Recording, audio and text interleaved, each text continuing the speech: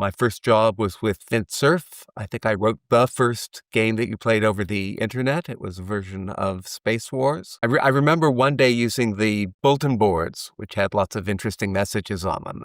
This was pre-internet. I was looking at the bulletin boards and I suddenly thought, oh, these are going to have advertisements on them one day.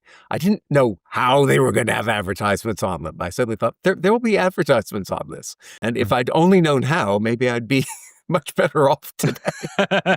So the things that I've done that have turned out to have some value, like type classes and monads, if it was just me doing it, that would have been pretty useless. The important thing I did with type classes, for instance, was make them simple enough that other people could pick them up and then do things with them. But the most important thing I did was I enabled Mark Jones, because my original type classes were all first order.